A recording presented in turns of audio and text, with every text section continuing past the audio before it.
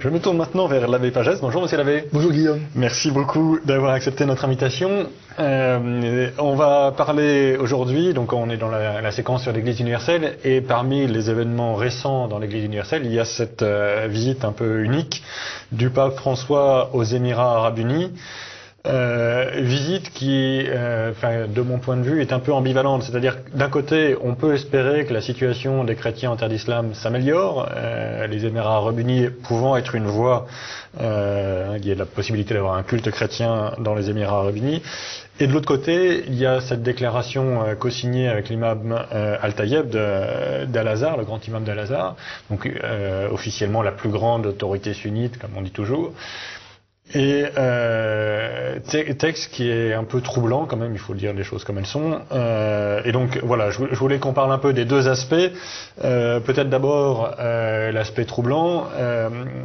Donc il y a cet aspect, Monsieur l'abbé, qui moi m'a sauté au visage sur le pluralisme de droit, hein, que Dieu a créé des fausses religions, hein, si je comprends bien. Tout à fait. Et comment vous interprétez ça? Alors il faut savoir que cette doctrine appartient au Coran. Dans le Coran, c'est Allah lui-même qui veut plusieurs religions, même si par ailleurs il donne à l'islam la mission de les anéantir pour que l'islam prévale, n'est-ce pas? Donc il y a une schizophrénie là évidente. Mais ce qui m'interroge dans cette déclaration, c'est qu'elle a été signée à l'issue d'une rencontre de 400 délégués de différentes religions du monde qui étaient présents à Abu Dhabi, et que seulement l'Église catholique a été invitée à signer ce texte avec le grand imam.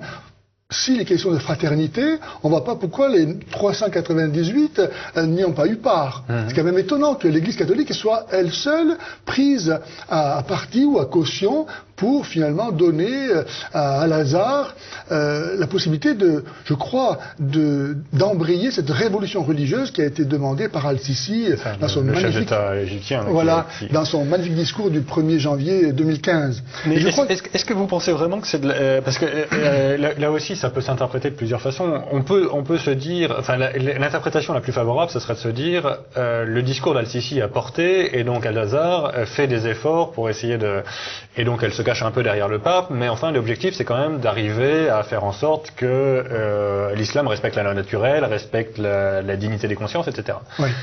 Mais il y a aussi une autre interprétation qui consiste à dire on fait endosser au pape la taquilla coranique, quoi. On ne comprend pas pourquoi le pape devrait signer telle déclaration. Que je sache, personne ne reproche à l'Église catholique d'être le foyer de terrorisme, de violence, etc. Donc pourquoi est-ce que le pape a-t-il besoin de signer cette déclaration? C'est très curieux, oui. Pourquoi est-ce qu'ils se sont obligés de signer ça? Personne ne lui reproche d'être la cause de mouvements terroristes dans le monde, n'est-ce pas? Donc, alors, en même temps, on peut penser que si Al-Azhar a besoin de signer cette déclaration en même temps que l'Église catholique, ça veut dire, finalement, est-ce que son intention est vraiment sincère de se démarquer de ce qui est condamné dans cette déclaration? Pourquoi il n'est pas capable de le dénoncer tout seul? Oui. Alors on peut aussi penser que c'est une reconnaissance, j'allais dire un hommage du vice à la vertu, la reconnaissance de la vraie religion. Effectivement, pourquoi seulement l'Église catholique est impliquée dans cette affaire? Ça montre bien qu'elle a de l'importance pour l'islam. Mais en même temps, ce qui est dommage, c'est que dans cette déclaration, le pape va signer des affirmations qui sont contraires à la foi catholique. Par exemple, comme vous le disiez, le fait que la pluralité religieuse est voulue par Dieu. Alors qu'on ne voit pas, si c'est le cas, on ne voit pas pourquoi ensuite Jésus veut que tous les hommes soient un. Et qu'ils disent qu'il y aura un seul troupeau et un seul pasteur.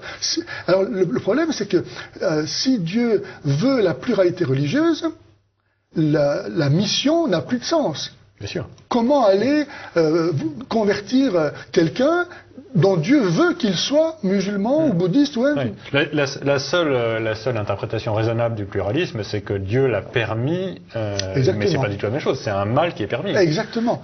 La division spirituelle de l'humanité, qui est d'ailleurs assimilée dans ce texte avec la diversité naturelle, c'est ça, la confusion propre à l'islam qui ne sait pas distinguer entre l'ordre naturel, l'ordre surnaturel, entre l'ordre naturel, l'ordre culturel, là est cautionné, validé par le pape. C'est quand même embêtant. C'est très embêtant. Et alors, l'autre aspect, est-ce que vous pensez que ça peut améliorer la situation des chrétiens en terre d'islam, ou est-ce que c'est un vain espoir? Je pense que en soi, c'est quand même un acte positif parce que signer ça, évidemment, nous avons le principe de la taqiyya. Vous savez que dans le Coran, Allah lui-même enseigne à rompre ses serments. Il est appelé le plus grand de tous les rusés. Donc tout est possible. Ceci dit, à la face du monde, l'islam reconnaît que les exactions qui sont faites au nom de l'islam proviennent de mauvaises interprétations.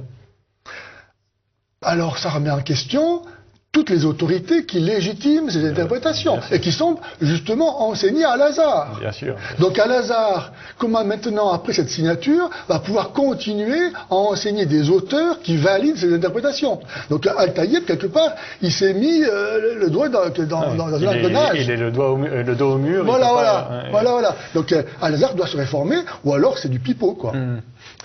Et de votre point de vue, c'est parce que encore une fois, on peut espérer que ça soit une réponse au discours d'Al-Sisi et qu'il y ait une vraie volonté de réforme. Je crois. Je pense pas qu'Al-Tayyib de lui-même aurait organisé ça, parce qu'encore une fois, ces interprétations sont enseignées à Al-Azhar. Bien sûr. Donc, si vraiment il était sincère, il commencerait par les enlever tout seul. Il n'y a pas besoin de l'Église catholique pour ça. Et puis Al-Tayyib lui-même, il y a pas si longtemps que ça, il y a 3 ou 4 ans, Al-Tayyib soutenait des interprétations ultra radicales, y compris sur la peine de mort pour les apostats et ce genre de choses. Et il n'a pas condamné, en tout cas, Daesh comme n'étant pas musulman. Évidemment, il a pu condamner leurs exactions, mais il n'a jamais dit qu'ils n'étaient pas musulmans. Donc, écoutez, Monsieur l'abbé, merci beaucoup pour cet éclairage. On va suivre évidemment le développement de ces affaires, mais moi, j'avoue que je suis vraiment perplexe devant cet événement, parce que je ne vois pas l'intérêt. Je comprends pas. Je vois bien l'utilité d'avoir des discussions avec les autorités musulmanes, évidemment, ça me paraît fondamental, notamment pour défendre les chrétiens en terre d'islam, et notamment leur liberté de culte, qui est quand même mais pas à n'importe quel prix, c'est ça. En particulier, moi, je vois pas comment il est possible d'avoir une interprétation juste de cette idée du pluralisme de droit en matière religieuse. C'est ça. Ça me paraît vraiment très problématique. C'est en contradiction, évidemment, avec notre théologie. Oui. Bon, monsieur l'abbé, merci beaucoup de cet éclairage. Merci. Et voilà, à suivre.